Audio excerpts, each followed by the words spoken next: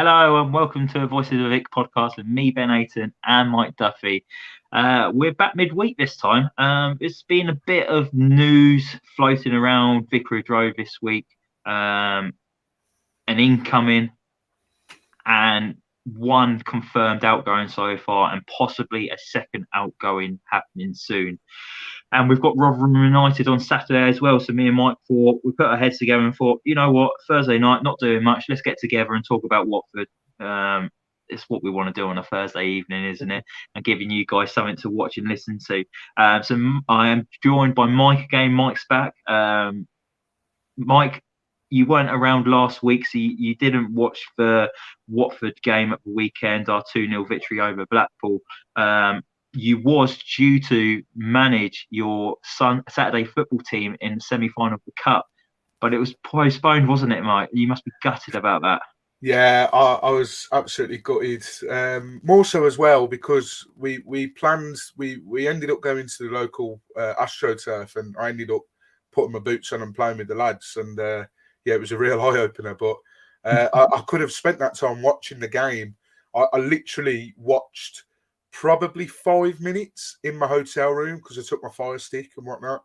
But yeah, typical. I missed the game and we win 2-0, but I'm gutted more so than not about that semi-final being rescheduled. They've not given us a date when it'll be rearranged. Probably be February now, but gives me more time to prepare.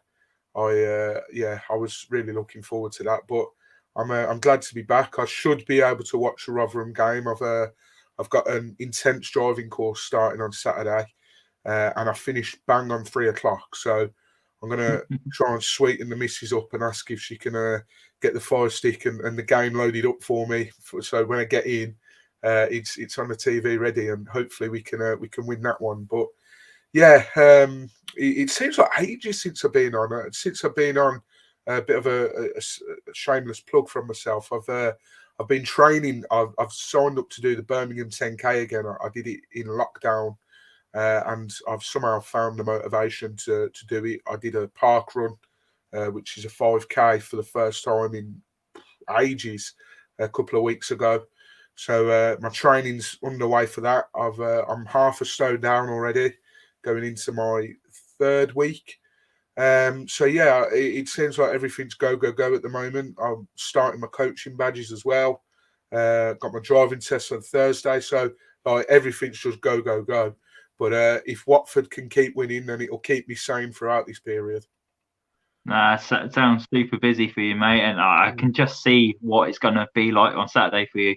Just spent 5 hours in the car doing your driving lesson, rock up 3:00. Your missus has got the football on. You're like, you know what, Beck? I don't want to talk to you for the next two hours. Watford's playing Rotherham United. This is more important. She'd be like, "What? I've not spoken to you for 7 hours." You're like, priority skill. Exactly, So I could just see how it's going to pan out. You'll probably be in the doghouse that evening, but hey ho.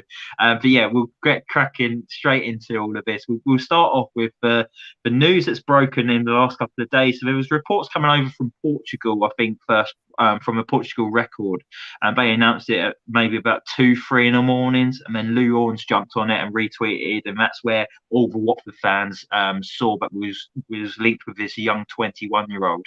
Off the back of that, Jason Burt from the Telegraph announced that Watford were interested in him as well, and that there was positive talks involving. And Jason Burt is actually very close to Slaven Bilic, and it's one of the journalists at Slaven Bilic Trust. When you saw Jason Burt talking about it, you knew there was concrete here. There was a lot. It was going in the right direction, basically. And then within the last 24 hours, we've actually found out that a deal has been agreed. So Watford have agreed a deal with Benfica to sign 21-year-old Henrik Arahu to join on loan for the remainder of the season. He's travelled to London already this afternoon. He's currently at the ground, I've heard from people. He's completed his medical and also the paperwork. It'll be a straight loan, no option to buy. Aruhu is contracted to Benfica until 2027 and has a buyout clause. I don't know if you've seen this, Mike, of 100 million euros, which is 87.7 million pounds. He is a Portugal under-21 international. He is highly thought of in Benfica and is seen as one of Portugal's most promising emerging talents. He has scored 5 goals in 14 appearances for Benfica, first over the last two seasons.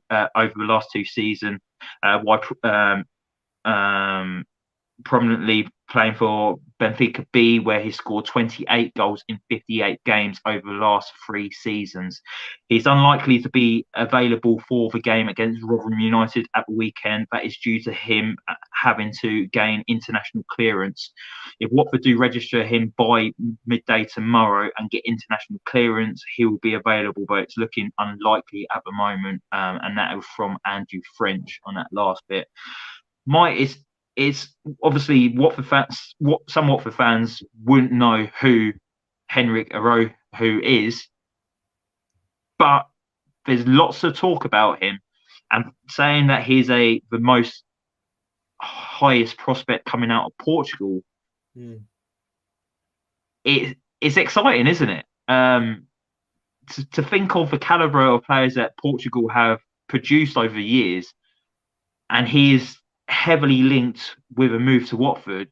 Is this like a sign of, obviously it's Helena Costa, her doing her works again. We've talked about her link with Benfica and Watford, but is this a real statement of intent from Watford?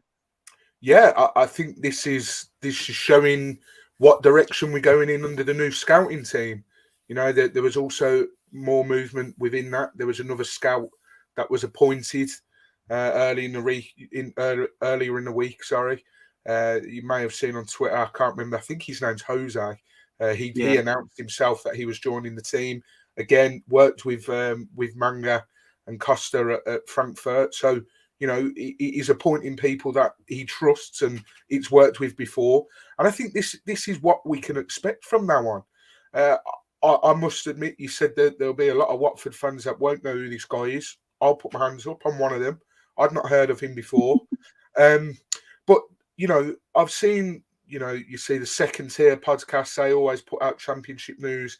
They tweeted it. The Telegraph, Jason Burt, you know, he tweeted it as well. And you look at some of the replies and they're like, how on earth have Watford pulled this off? And it's always good to see fans of other clubs saying that, because you're thinking, okay, sounds like we got a good one here. And Miles Jacobson tweeted tonight, which did put a bit of a smile on my face. He said that if this transfer had happened on Football Manager, he would have had so many messages and there would have been so many reports put in that the game was broken, because this transfer would be so unrealistic for a team like Watford that they would have all these reports to say, listen, your game's fucked, basically. This guy shouldn't be going to Watford. So when you've got someone like that saying something like that, you're like, okay, this is good. You look at his record at youth level, fantastically well for Portugal under 21s. I think he was one of the top scorers in one of the tournaments recently. And, you know, it's just what we need. You know, we've got a striker like Keenan who can hold the ball up. He's a real bulldozer of a striker. He looks like, you know, the complete opposite. He's fast. He's, you know, maybe plays on the shoulder of his last man. He's very quick. He's very good with his feet. So I'm looking forward to it. And like always, you know, whenever we sign a player, I will never write them off. You know, you have to give him time. He might not come in and do it straight away. People have to understand that. But I'm really excited by this type of signing. You saying about Miles Jacobson saying about how unrealistic it would come across to the Football Manager fans. Yeah. There was an article put out earlier. This guy's gone into depth about Henrik Araujo, saying about he's previously been watched by Barcelona, Real Madrid, Liverpool, and they've all been interested in signing him. But Benfica see him as a really highly rated player and they want to keep hold of him. So they've rejected interest, rejected bids, saying, no, he's our player. We want to keep him at the club. Obviously, Benfica now think it's time for him to go out and get that experience on loan. And this is where Helena Costas came in and said, okay, I can see he's a good player there. We've got links with Benfica. I can guarantee him game time at Watford. And that's it. it's really helped out Watford in getting a guy of this calibre to Vicarage Road. Like, we might be seeing him lining up for Portugal in like the next World Cup. He might be leading the line for him. You don't know him. The figures that he's produced goal wise is ridiculous for his age. You got to think he's 21. I think he scored on his Champions League debut as well, against Dino Zagreb. Is it that Croatian side? But he's just under 6 foot tall as well. So he's a big old lad, but he's mobile as well. From the videos I've watched, he's exceptional. He's got exceptional movement. He comes alive in and around the penalty box. But what I like about him as well, which we've been critical of maybe Bio in the past, like Bio outside the penalty box, he can't do anything with a football. This guy can do everything and more with a football. The way he holds onto the ball, drives the ball forward, creates opportunities. He gets a lot of assists to his name as well, and we've not even mentioned the assists. He just looks like a really good player, and it's going to be interesting to see what Watford actually do with their starting lineup now, Mike. Like, obviously, Bilic has been playing a system where he's just got like one main striker up top. Is he coming in to take Keenan Davis' place, or is he coming in for Bilic to fit in Davis and Arohu? I think it'll be more of force of hand to start with. We don't know how long Davis is out for. I've not heard of a timeline, whether he's, but I very much doubt he'll be back for Saturday. So it might be that, you know, Arohu comes in and he sort of has to take on that main role as you're the man through the middle. We're going to play someone over side here and we'll play someone in behind you. And then, you know, that may then catch Bilic's eye and think, oh, well, actually, you know, this guy's doing really well. But then, as you say, comes the equation of Keenan Davis is fit and so's Arohu. Can we play them together? Now, I know, you know, managers don't like to, if it's not broke, don't fix it. But maybe there is a way we can fit these in. I don't know if this chap can play out wide, if he can play in the 10 as well. Again, I don't know anything about him, so that's where the downfall is a little bit. But if we can play him in those positions, we've got, you know, Pedro can play out wide. Pedro can play 10. Pedro, I'm convinced, could play anywhere on that pitch and be the best player on that pitch. We know that. Asprilla can play out wide if he needs to, although, you know, I do think he's better in that sort of 10 role. But yeah, you know, I think to start with, like I say, it'll be a little bit of force of a hand, and he will have to be that main striker. But I wouldn't be against seeing them play as a two, but I just wouldn't expect it because, like I say, I can't see Bilic switching the formation for just one player. So it'll be interesting to see what happens, actually. It'll be interesting to see how he gets on with Watford as well. Obviously, he's coming over from Portugal, never played in England before. I don't know what his language of English is like. Obviously, João Ferreira came over, but his English is very good, so he'll adapt well. And that's the point as well. He's got someone at the club already that he knows. That's going to help him settle in, isn't it, Mike? 100%. Yeah, you only have to look back of all these Udinese loans. You know, people laugh and take the piss, but you know, the reason why some of them settled so well is there was 4, 5, 6, 7 of them over at one time. And, you know, of course, that's going to help you move to a different country and you've never played in that league before. You know, even if you have and you move clubs or you go out on loan, it's going to help you. I mean, I was going to use Courtney Hawes as an example and Keenan Davis, but Hawes hasn't, unfortunately, lived up to the expectation. But I can bet you bottom dollar that when he come through the door, it probably helped him feel a bit more comfortable that Keenan Davis was there. So, yeah, great that Ferreira has come in and speaks Portuguese as well. And, you know, like you say, it'll only help. And hopefully he can hit like a duck to water and, you know, it won't be too long before his first Watford goal.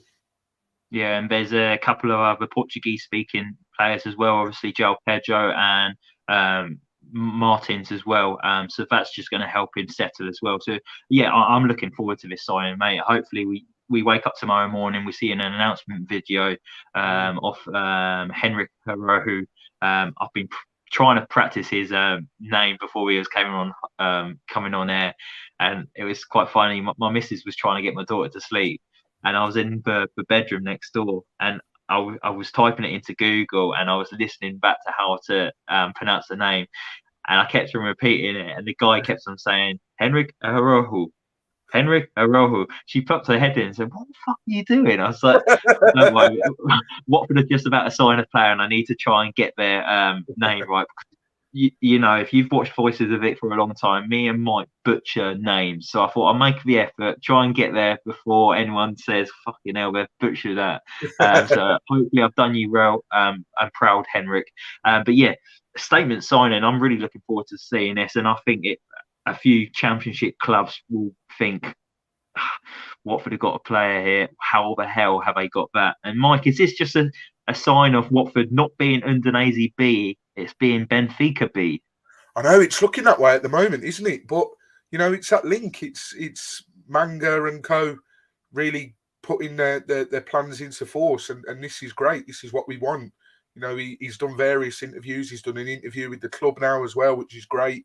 And so many good things are coming from it. I think there's obviously been a lot of doom and gloom recently around the club, and I don't want to get into this whole Pozzo in or Pozzo out debate because it bores me to fucking tears. But I just think that there is a feel good factor starting to come back to the club now. You know, we've suffered not back to back relegations. We've gone down, gone up, gone down, and then hoping to go back up now. But yeah, there's a real feel good factor around the place. Not only because the kids as well, they've come in and done a good job. They're doing well in the FA Youth Cup, which I'm sure we'll touch on as well. So yeah, it's exciting time to be a Watford fan again. And honestly, mate, when all those injuries come back, when everyone is fully fit, my God, we are going to have some fun. Maybe a late charge up the table. Still got Sheffield United and Burnley both to play away from home. They will slip up. They will slip up 100%. Burnley are fantastic. I think company's doing a brilliant job there. But I think Andrew French said it on WD18 the other day. They are due a slip up. And I think it will happen. I'm not for 1 minute saying we're going to win the league. You know, Burnley look really good. But there will be a slip up from those two. And we just have to make sure that we're ready there to pounce. And I think automatics. I think we can get automatics this season. But I've actually felt quite reassured lately of Watford within the last few weeks, and I think it's all coming around the appointment of Ben Manga and Helena Costa. I think the Pozzos have realised what they've done in the past, and they know their way's gone very stale.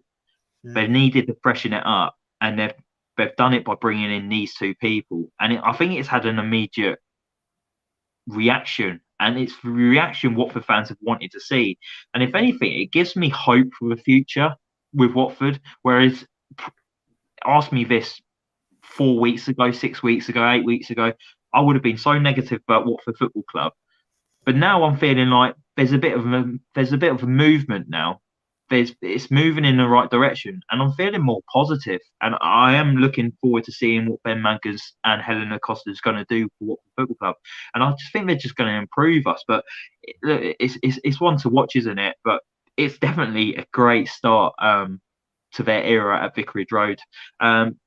That's the only real possible signing at the moment, Mike, isn't it? There's been other names floating around and rumours, but nothing's been more like concrete or anything. So we're not going to jump in and chat about that. But there has been an outgoing this week, Mike, and it's Joseph Hungbo. He's joined Huddersfield Town on loan for the remainder of the season. The 23-year-old signed for the Hornets back in July 2019 following his departure from Crystal Palace. And then he spent the 2021-2022 season on loan at Scottish Premiership side Ross County. I think this was a season for him to really kick on, wasn't it, Mike, at Watford? I think this was the season he needed to grab his opportunity. When he came off the bench at St Andrews at Birmingham City, I thought that was the impact, and I thought, okay, he could be useful coming off the bench because he did make a difference, didn't he? He injected that pace and urgency. Since then, he's not really done much. Like he came on. Was it Chowdhury went off injured in one game, and Hungbo came on, and then he was later replaced in the same game by Slaven Bilic. Yeah, and that's a kick in the teeth in itself. Yeah, and then he started the game away at Reading in the FA Cup, and he didn't look up for it or interested. And I don't know what's going on in Hungbo's head. Like, I feel like I personally don't think he's good enough at this level, and I think he needs game time to improve to possibly get to this level. Like, look at the likes of Luke 09. He's had to graft from League Two to League One to the Championship, and he's a decent Championship player now. I think Hungbro needs to do the same, Mike. Do you reckon? Yeah, and I echo what you say. You know, that game against Hull, it must have been a rock kick in the gonads for him. You know, to come on as a sub and then be subbed, it's never good. Nah. And like you say, there was so much promise around him. You know, that season in lockdown when we went up, it was a weird and wonderful season for so many reasons. We started to see little snippets of Hungbo towards the end of the season. He'd come on last 10, 15, whatever. And we'd like, oh, okay, he looks good. This is what we want to see. And you know, many people probably thought we might even see him in the Premier League, and you know, he might be in and around the squad. But he obviously got that like move to Ross County, which you know probably surprised a few. But all in all, everyone was like, okay, that's fair enough. You know, good move. You know, he linked up with former Watford boss Malky Mackay, so you know Mackay will know the club, know what we want to do with the youth, etc. Had a good spell there. And then we've come back and we're like, right, he's had a good spell at Ross County. This is it now. This is Josie Fungbo's ready for it. And he's not lived up to expectation. I think you're absolutely spot on. I think he needs a run of games at this level because, and I don't think any Scottish football fans will be watching, but let's be real, that Ross County isn't this level. You know, I'd argue that other than Celtic and Rangers, the rest of the league is probably lower championship to top half League One style football, so Yeah, or standard football. So, you know, he does need game time at this level. And I think this will be a good loan move for him in the respect of it will get him that game time that he needs. And I think yeah, as well, actually, I'm a little bit worried. We still have to play Huddersfield, I think, at home. And you know, they're making some good signings. They've signed Knockout. So you know he'll be coming to the Vic again. The last time he played at the Vic, I'm sure, it was when he got crunched by Britos, wasn't it? Britos put him in the front row of the Southampton John stand, didn't he? Yeah. So they're making some good signings, and you know it's weird. You know, they're down there, but it's like their owner's gone, okay, you know, we're down there now. Let's start spending some money and let's start getting some players in. And I've been impressed with their recent transfers. So, you know, it won't be an easy game by any means when they come to Vicarage Road, whenever that may be. And, you know, I'll be keeping a close eye on how Hungbo gets on because I think this will either make or break him in terms of playing at this level. So I wish him all the best. I really do. Yeah, I hope it works out for him. Were you a little bit surprised though to see that he's been loaned to Huddersfield Town? Like considering we're talking about the standard and the level of Joseph Hungbo, were you surprised to see him actually join another Championship side? Because I definitely was. Possibly. I don't know whether League One would benefit. Like I just said, you know, Ross County's probably around that level. And again, that means no disrespect to them, but you know, maybe a lower half championship team is what he needs. We're certainly not going to loan him out to someone in the top half of the championship because that, you know, that could prove costly. You know, he could pick up valuable points for them, and you know they could make ground on us. But I think Huddersfield's a safe bet, so I think that's probably the best they could have asked for. They were obviously looking for someone in that position, and Hungbo was available, so it worked for both parties. Yeah, well, hopefully we get to see him develop as a player there because I think it's kind of been a bit stop-start for Joseph Hungbo, hasn't it? It's not really kicked on, and it's quite similar to maybe the next guy we're going to talk about, and it's a possible outgoing at Watford again, another youngster out on loan, and this time he'll be joining a League One side in the form of Exeter City. So it's young Matty Pollock. He's featured a few times for Watford's first team. He had a day to forget at the New Den. Yeah. Watford had those injury problems, didn't they? No Cathcart at the back, no Sirielta, partnering Trucy Con. Watford were 3-0 down after, what was it, about half an hour, Mike? It was embarrassing, and he was to fault for the first goal, wasn't he? He let his man go, the ball came over the top. The next minute, it was in the back of the net, and he had a difficult afternoon there. But whenever he's came on, again, I don't think he's cut out for this level. And it might be harsh saying it, but I just think he lacks the pace, doesn't he? That's needed at this level. I think he did well at Cheltenham last year. He won Young Player of the Season, and then he's been linked with lots of League One sides in the last few weeks. And I think that just shows the standard that he's probably at. I think maybe he might be best top end League One, bottom half Championship in his career. What's your thoughts on his loan to Exeter City, and where do you think he can kick on from here to maybe come back to Watford and try and get into the first team? Yeah, I was speaking about this earlier, funnily enough, with my brother in the group chat. And I think it was a bit of a weird signing. Obviously, he was hyped up to be something, special, a sort of a good product to come out of the EFL. And, there's many players like that.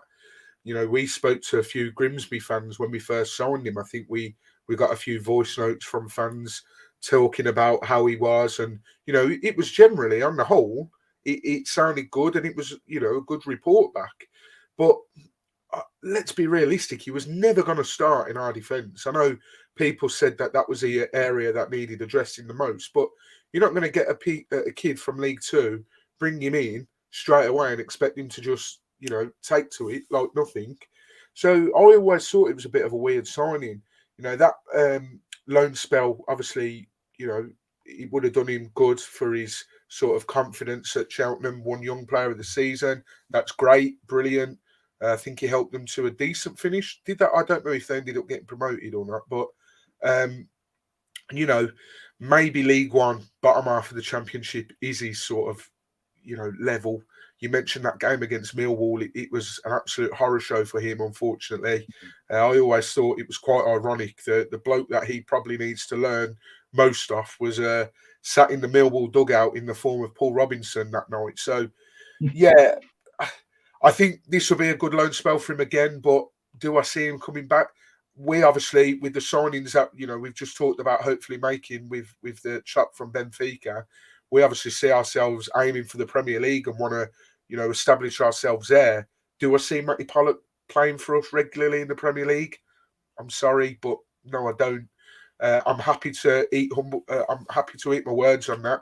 If he does come back and gets his way into the squad and then goes on and plays, so many games and he's one of our better centre backs for years to come, then I'll hold my hands up. But I think this will suit him down to the ground, and it will probably show that he's possibly his level, because Exeter is still in the picture for the playoffs. Obviously, there's still a fair bit to go, but I think it will do him good being with a team that are fighting for something, as opposed to being with a team that might just sort of mellow in mid-table.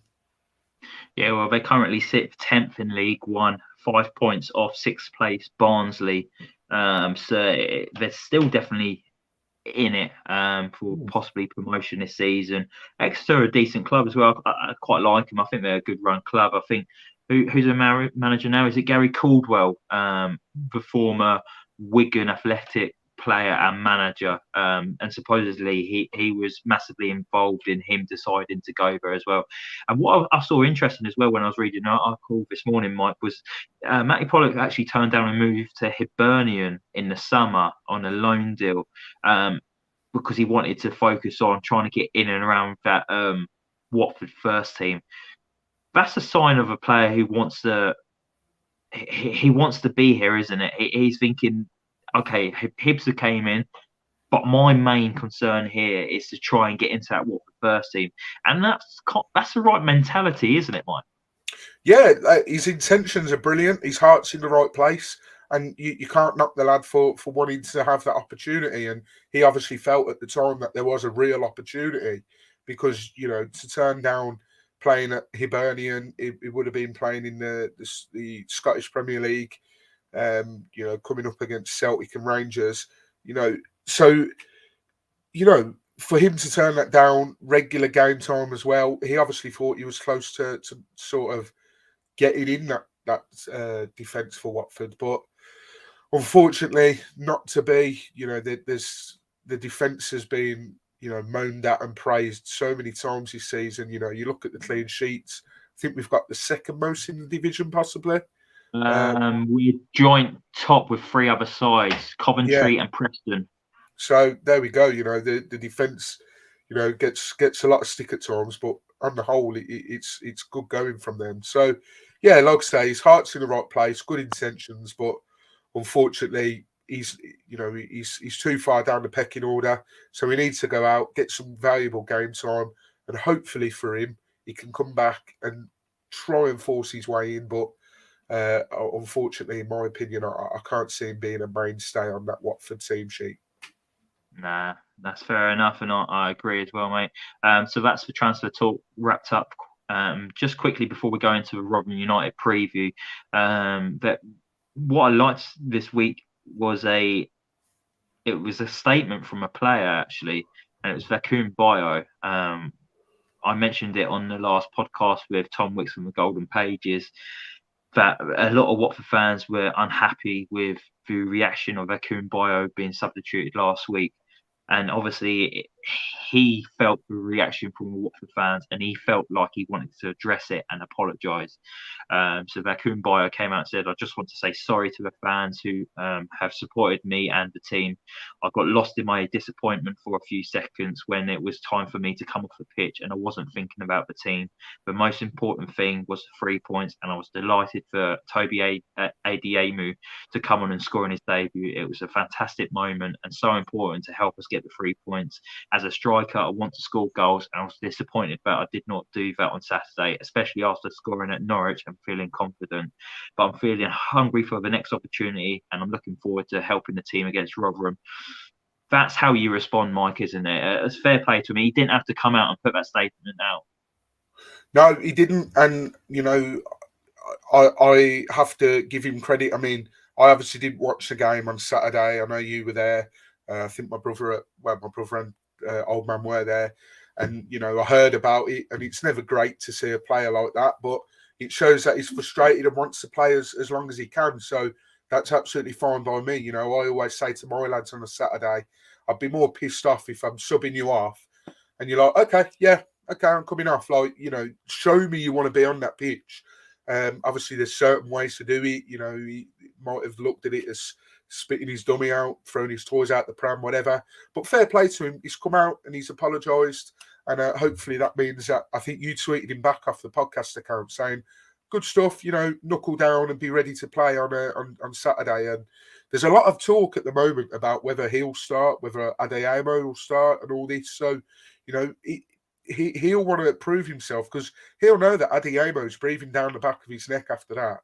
And hopefully that pushes him a little bit more to do well. And don't forget, he scored 4 goals already, and each goal has meant a lot. Other than that, one that just added to the tally against Stoke. All his other goals have been, won us a point, won us match Winning, so, yeah. His goals have been important for Watford, haven't they? And he's definitely got a better minute per goal ratio than Keenan Davis as well. They're both on 4 goals this season. Davis has played so many more minutes than Vacuum Bio, but it's what you do for a team, and Keenan Davis does offer more to the team than what Vacuum Bio does. But yeah, fair play to him. I applaud you for that. Moving on to the Rotherham United preview very quickly. Rotherham, they're on their second manager this season as well, just like Watford. They're currently being managed by Exeter City manager Matt Taylor after he took over in September from Paul Warne. He was in charge, but he's actually moved on to Derby County now.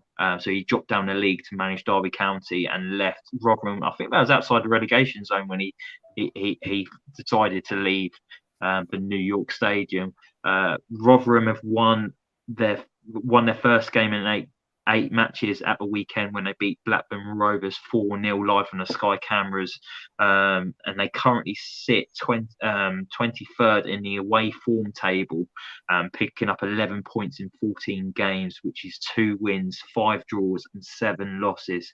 So they're not very good on the road.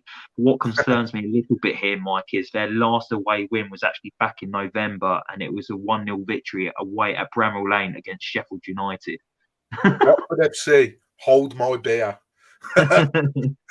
it frightens the life out of me. I mean, we beat Blackpool. It sounded like we made bloody hard work of it. And they hadn't won in however many games. So I saw someone bollock you on the pod account actually for that, saying, "Oh, you're just dressing it up and all that." Shut up. It's still not won. You know what I mean? So yeah, it frightens the death out of me when you see stats like that. Second, I think only Huddersfield are worse than them away from home, if memory serves me correctly. So I hate saying this. I'm going to get ridiculed, but these are the games. If we're serious about, making this run and pushing this second place, these are the games we have to be winning. Blackpool wasn't pretty, but we won it. Rotherham, might not be pretty, but you still win it. I remember the season we went up under Jukanovic. I think we beat Rotherham quite convincingly at home. And I think, didn't we only beat them 1-0 in that lockdown season? You actually went, didn't you? Only a few people could go. Yeah, it was a Tuesday night. So you had to enter a ballot, didn't you, to be able to go to the games, and you got drawn out of a hat, and I got selected for the Rotherham United game. It wasn't a great game, to be fair. I think it was either 1-0 or 2-0. Did Cabasini score?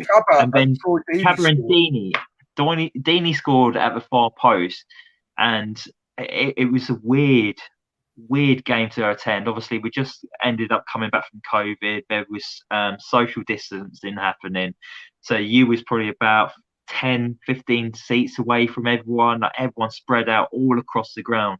It was weird. Even walking up to Vicarage Road, you could see the floodlights in the background, but it was silent. There was nothing about there being a match day on that evening. Yeah, what a weird time we lived through, mate. I can't, like, when you think about it, like, all of us was locked up like for a year, 2 years, and we couldn't play football. You couldn't watch football. Then football was classed as entertainment, and I had to bring it back, but it was behind closed doors, and you had to watch it on the TV. It's a strange time. Wonders though, so I'm exactly. happy with that.